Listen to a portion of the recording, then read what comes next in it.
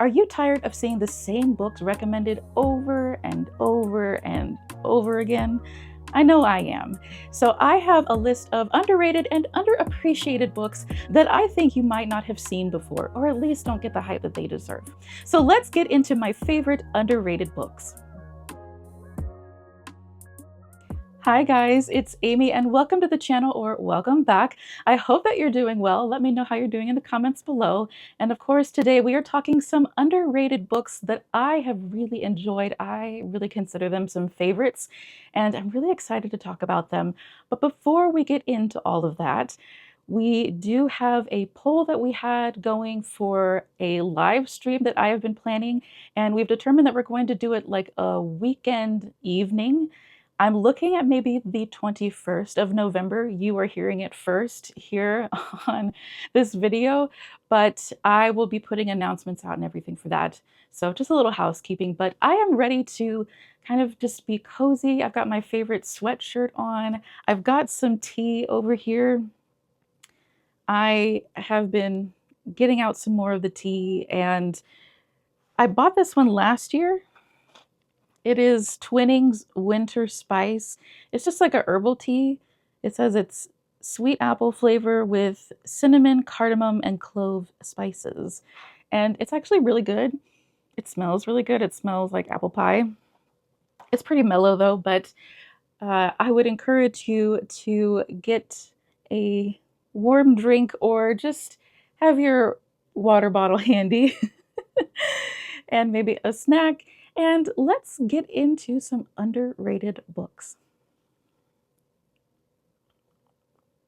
I think when it comes to underrated books, the ones that I just kind of take a chance on, maybe at the library, or maybe a video that presents a book that I've never seen anyone else talk about, those tend to be some really great gems. Not all of them, but a lot of them I have found to be some of my favorites. This guy right here, City of Brass, part of the David Trilogy. If you know me, you know that I rave about that series. And it was just a fantasy series that I decided to take a chance on when I was roaming my library before I was really looking online for book recommendations. And now it's one of my favorites, if not my favorite. So I definitely recommend just browsing your library and just kind of letting it speak to you and tell you what to do. But these are some of the ones that I have found in that sort of way. And these are just some really like great hidden gems. And first up on my list is Set My Heart to 5 by Simon Stevenson. This is an incredible book. I just happened on it one late night search on the Libby app. And that's just something that I like to do. But I took a chance on this and I absolutely fell in love. This is like a speculative sci-fi literary fiction. I say sci-fi because our main character is a robot, an android, and his name is Jared. He is a dentist, but he develops human emotions. So this isn't like scary in a way of like intelligent AI, like taking over the world kind of story. It is not like that at all. This is about a robot trying to find his place in the world, understand the emotions that he's feeling. And he goes on this kind of epic journey of self-discovery. And it is really beautiful. It is really funny and like unhinged at times. And it is also like heartbreaking and very moving. And there is just so much like humanity and love in this story, in our main character. And it is just going to get you in the feels for sure. I was lucky enough to get a hard copy of this. I'm not sure how old this book is. It's at least like 5 to 7 years old maybe, but I just happened to find this in really good condition at like a library sale for pretty cheap. But I don't know if this is one that you're really going to find on the shelf like in your Barnes and Noble and things like that. So I would definitely look it up online and in your Libby app. But this is just going to be perfect for someone who wants a literary fiction that isn't like difficult to read necessarily. It does have like an interesting kind of like section. It has interesting sections where it's formatted as if you are reading kind of the log within the robot's mind. But it's really cool and I think kind of makes it more immersive at the same time. But It's not difficult to read, but it definitely takes you on an emotional journey, and I highly, highly recommend that you get to know Jared in Set My Heart to 5. A series that has been getting a little bit more hype since it has won some awards recently, but that is the Shadow of the Leviathan series by Robert Jackson Bennett. This is the first book, The Tainted Cup. There is also a sequel, A Drop of Corruption, and I believe there is a third book coming out possibly next year. I don't know. I don't remember the title of it, but it is an ongoing series. But this is so, so good. This book is like if Sherlock and Watson, the famous detectives, were in a fantasy world. And we have kind of like sci-fi fantasy, like plant magic, kind of clued in by the spine. And it's on Drop of Corruption as well. But this is just so interesting and fascinating. It's kind of this dark and brooding world. And it's called Shadow of the Leviathan because there literally are these huge Leviathan beasts that are out in the waters off the shore of this kind of like empire that we are in. And they are threatening to come and destroy the city. And it is just like, it feels kind of tense throughout the whole story, but we have some incredible characters in here and really, really interesting and intricate mysteries. And we have our Sherlock character, Anna, who is very weird and interesting and quirky, just like you would expect Sherlock to be. But it is told from the perspective of like our Watson character, Din. And he is kind of like an augmented human where he can basically have like photographic memory, and it just is so interesting. We have plant magic that is literally like killing people. And they basically work within the military of this world and they are solving crimes within the government and military. And this, I don't know what it is about the writing in this book. It is equal parts like mysterious and dark and brooding and intense, but also like really like funny and kind of just like whimsical and quirky. And I really appreciate that balance.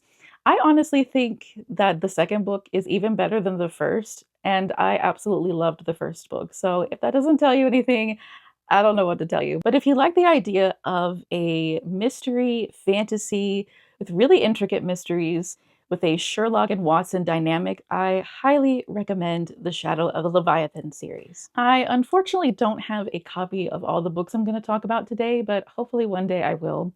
But the next books I'm going to talk about is the Tide Child Trilogy by R.J. Barker. I read this over the summer, and I usually read pirate books during the summer season, and this was kind of my pirate fantasy series for the summer. And I loved this trilogy. It was so good, but I really don't see many people talking about it. There's a little bit like here and there on like book talk and things like that, but it does not get the love that it deserves. So this is another kind of dark and brooding world where we have ships made of like dead dragon bones, and we have like mystical, magical creatures that help control the winds to sail these ships. And we are basically following a crew of condemned criminals on the high seas as they follow our captain, Lucky Mies. And there is just so much that happens in this story. And over the three books, you kind of slowly get the reveal of like what's really going on with the magic and the politics and everything. So it is a little bit of a slow burn, but it's absolutely worth it. There is like epic action scenes, high seas adventures, of course, I said magical creatures, and really incredible relationships and found family. And just the emotional journey that you go on with the characters and how the relationships grow really is well grounded and built on these experiences and really traumatic things that they go through. And by the end of this series, you are not going to want to let them go. You're not going to want the story to be over. And I think that says a lot about a series. And I'm not the only one that's thought that. My husband felt that as well. But the writing in this, it's very interesting. There is very much a unique pirate language that Barker has created for this series. It might take a little bit to get into it, but it is absolutely fantastic. I do have a full video on this series, kind of breaking everything down without any spoilers. So if you want to check that out, I definitely recommend that you do. But this is kind of my plug for it as an underrated series. My next book is actually a book that was published through the Bindery imprint. And if you're not familiar with that, it is basically a publishing company that allows influencers to find authors that are independent and help publish their stories. And I'm really glad that this author was found because I really enjoyed this book. It is Crueler Mercies by Maren Chase. And this is kind of like a very loose, like kind of dark retelling of like a Rapunzel story. It is, again, very loose on that kind of interpretation, but it is about a princess who is basically abandoned by her king father and locked away as basically this secret and kind of shame, kind of written off as dead. And she is locked basically in this castle, in this tower, and she's isolated for many, many years, pretty much the like fundamental developmental years of her life. But by like her early 20s, she is suddenly like released by this hero who is coming to save her. But it ends up kind of being this whole story of like political maneuvering and using her as a pawn for different people's political gains. This is definitely a like kind of dark story in that we don't shy away from like the mental trauma that you would experience in this kind of isolation. Also the like brutality of like war and political strife in like an old like kind of medieval inspired kingdom. I really appreciated that like the war was not glorified in any shape or fashion. It really was like this kind of, I don't want to make it seem like it was unpleasant to read. It was just like this long, kind of drawn out thing over many days, weeks. I'm not sure how long it went on, but it was just this kind of grueling thing. But the way that it's written is so impactful, and there's just so much going on. And it is definitely an emotional story, but it is so powerful. And this definitely is a story of female rage and revenge. And it's incredible. It really is incredible. Our main character goes through so much, but she finds love and acceptance in unexpected ways, even within all of this strife and turmoil. And that just makes it even more like beautiful in my opinion. And I could go on and on about this book, but if you like the idea of kind of a medieval feeling story with like dark castles and corrupt rulers and nobles, there being like war, but also some friendships and sapphic romance and some pretty like brutal scenes, I would recommend this. I I don't think that this book is going to be for everybody, but the ones that get it, get it. That's all I'm going to say. So definitely recommend Crueler Mercies as a great standalone that is very underrated. If you have been around my channel for any length of time, you may have heard me talk about this duology, but it is definitely an underappreciated duology. The Raybearer Duology by Jordan Afuko is an African-inspired YA fantasy, and it is so incredible. There's also a like her take on a cozy fantasy story, The Maid and the Crocodile, that's in this world as well, but the duology is kind of its own entity. So we are following a young girl who is raised in isolation. Apparently I like that trope. Raised in isolation by a very chaotic goddess, and she's basically raised to become an assassin. And who is she supposed to assassinate? The next ruler in line for the empire.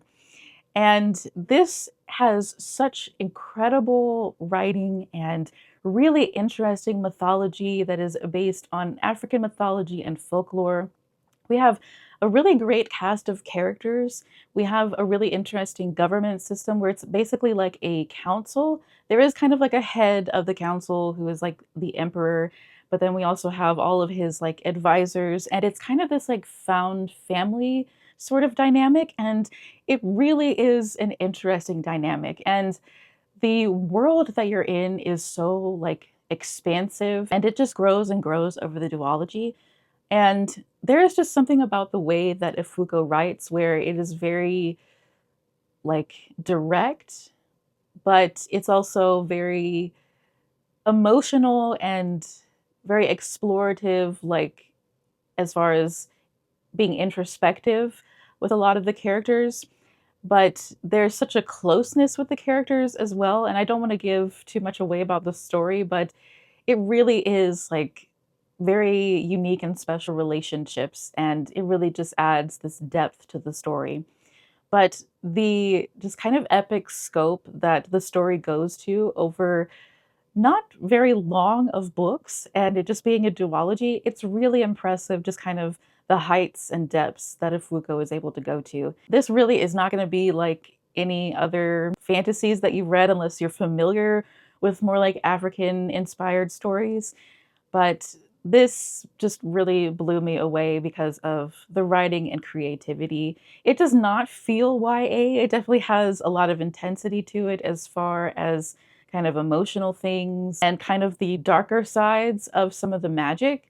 So it definitely has like an adult tone to it, but unfortunately, a lot of Black authors and Black stories tend to be kind of like pigeonholed in different spaces, which there's nothing wrong with YA, but I think this could have gotten like adult fantasy recognition as well. But it is still this incredible series, and I need more people to read it. I need more people to talk about it with. So please go check it out. I apparently have kind of this secret love for like speculative fiction with a little bit of like a sci-fi sort of twist. And this next book kind of fits into that category. It's a little bit more like historical fiction as well. But River of Teeth by Sarah Gailey is such an inventive, weird, and hilarious novella that you absolutely have to read. It is part of a series. I've only read the first one, but I think they could be read as standalones. Don't quote me on that, but you can definitely read this first book as a standalone. This is loosely based on a really weird historical fact about America, and that is at one point in our history, our government was looking at importing hippos and having them as an alternative meat source. I know that sounds crazy, but this was basically like if that had actually happened, and then these hippos kind of like ran rampant and we had like an overpopulation, and there had to basically be an influx of jobs for hippo wranglers. That sounds crazy, I know, but just stick with me. This is kind of like a heist sort of story, and we have a really interesting cast of characters who come together in order to come against basically like kind of a corrupt crime lord, basically. And it is a bunch of hippo wranglers. It feels very much like cowboy romp, but with hippos. And we're basically like in the bayous of Louisiana, and it has that sort of kind of swampy vibe to it, but in a cowboy sort of way. We have really great like queer representation in here as well, but this book is absolutely hilarious. It is kind of high stakes as far as the heist goes and everything, but there is just so much humor in this, and it's just so weird and such a fun time. You definitely need to read it. And it being a shorter story, it's just kind of like a fun one that you could maybe knock out in a day or two. My husband and I read it together, and it just made for like a really amusing, kind of funny book to read for a weekend, and we really enjoyed it. So I definitely recommend if you want something funny and a little bit weird. Another kind of weird book recommendation is The Dead Cattail Assassins by P. DeJelly Clark. Yes, this is literally about undead assassins, a troop of assassins, but one in particular who we are following that basically is having to kind of solve a mystery. I don't want to give too much away about it, but it is so like chaotic and weird. It's funny in kind of a dark humor way sometimes, but We have just really interesting characters in this like assassin troupe that we are reading about. And we have some kind of chaotic gods in here, so there's a little mythology as well. It's a really short read, but it packs a punch. There is so much in here, but it is just a really fun time. I really love the mystery aspect about it, and I really love our main character. She is definitely cutthroat, but she is also very caring as well, and it's just a really fun time if you like the idea of something like a little bit darker with assassins and a mystery, but still very humorous. I recently talked about this next recommendation on my TikTok and Instagram, but this is a manga series. It is The Girl from the Other Side by Nagabe. This is another kind of dark and brooding story, but it is a kind of like dark fantasy inspired kind of story where we are following a creature who is basically in care of a human girl, and he's trying to prevent her from becoming a cursed creature like himself. That is pretty much all I want to give you about the plot, but I will give you kind of like some of the themes and vibes that happen in here, but I don't want to say too much to give anything away. This is very much a mysterious story where you're trying to figure out what's going on, like book to book. You get a little bit here and there, and it kind of pieces itself together. But it's very mysterious. You're kind of like, what is really going on here? What really is kind of this underlying thing that you definitely feel kind of brooding, brimming at the surface. And we have some really interesting, like, religious and political conflict in here, definitely controversy. And it really gets like philosophical in a way that was really surprising to me. And it can be a bit ambiguous, especially towards the end, but I think it's definitely worth the read. There is kind of a anime, I think it was a movie based on this. It is very loosely based. It's very much just vibes. It does not follow the full story, so just be aware of that. It is worth a watch. I think it's really beautiful, but it is not going to be very much like the manga. But this is a really short series. It's 11 books plus a 12th with like kind of short stories, just additional in the world. But I read this fairly quickly. I actually read part of this in a 24-hour live stream. You can go and check that out if you would like to. But I just really love this manga series. I'm not a huge manga reader, but this one definitely made me want to read more manga. And it just felt like this mysterious dark fairy tale that just grew to kind of epic proportions. So if you like the sound of that, I definitely would recommend The Girl from the Other Side. I know that a lot of people are fans of the book The Invisible Life of Addie LaRue by V.E. Schwab. I personally did not care for that story, and it's because of my next recommendation, because they have similar premises, but I feel like this was more of what I would want in this kind of story. And that is A Short Walk Through a Wide World by Douglas Westerbeek. I say that they have a similar premise because we have kind of isolated main characters that have really like kind of weird circumstances surrounding their lives where they're not really able to stay in a place for long or able to form attachments. And our main character in this book has a disease where she cannot stay in one place very long.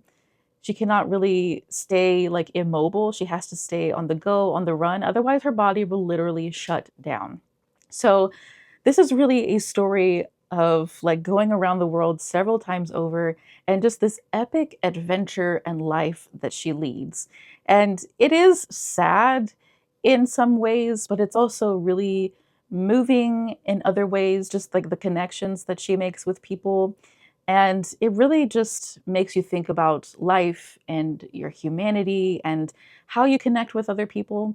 There is more of a literary fiction feel to this book, but it does have some like magic realism, fantasy elements as well, of course, with the disease, but also later on in the book, more of the fantasy kind of comes out.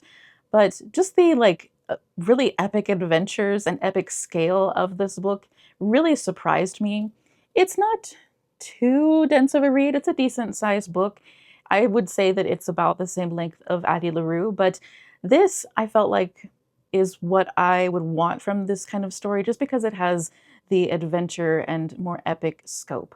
I just wasn't a fan of Addie LaRue as much because it felt like it was trying to be pretentious and have this sort of existential crisis, but it was like trying too hard to be this sort of like intellectual book. And that may sound harsh, but I felt like this was a more like quiet intellectual book where you're still going on these adventures, but it's making you think the whole time. And I really appreciate that. So I hope that made sense. And if you like the sound of that, I definitely would recommend this. Whether or not you liked Addie LaRue, I would still recommend this because I think it is a different take on kind of an isolated character story. I think if you like the idea of like adding more adventure to the story, you definitely would I definitely would recommend this. And I'm not saying that this is like a copy of that story or vice versa. I'm just saying that they have a similar premise. They are very different stories. But if you like that premise of a character that's kind of isolated, but just like the interesting life that they get to lead, I definitely would recommend checking this out. My last book on this list is one that I actually see in like Barnes and Nobles and bigger bookstores, but I never hear anybody talk about it. But that is Son of Blood and Ruin by Marley Lares. This is basically like a Zorro retelling, but it's taking place in Mexico in like the 1600s during the Spanish occupation of Mexico. So this definitely has themes of like colonialism and racism. There's religious controversy as like the Spanish were trying to enforce Catholicism. But this is just a really cool, adventurous story. It definitely has a lot of humor to it in kind of the fashion of like what you would think of when it comes to Zorro. But our Zorro character, our main character, is female. And so it does have kind of this different take as far as having a different gender playing the Zorro character. There are a lot of shenanigans with this, but it also has a lot of depth and heart to it, especially with the themes that we explore. And it does grow in scale, and there are battles, and there's a lot of mythology woven in here as well. That does get a little bit complex and confusing, just in my opinion. I felt like there was still a lot of like info dumping even towards the end of the book, but it was still really interesting. And there is also a sequel out now that is Dawn of Fate and Fire. I have not gotten to the sequel yet. I actually have the arc for it. I just haven't gotten to it yet, but I definitely want to get more of this story. It was just so cool and interesting. I loved the setting in Mexico and I love our characters. It just really was like this kind of cool adventure story with really important themes that I felt like were talked about in a really meaningful way. All right, guys, that is my list of some favorite underrated books. I hope that you got some recommendations from this and I gave you books that you may not have heard of before. And if you have heard of any of these or if you've read any of them, definitely let me know in the comments because I need people to talk about these books with.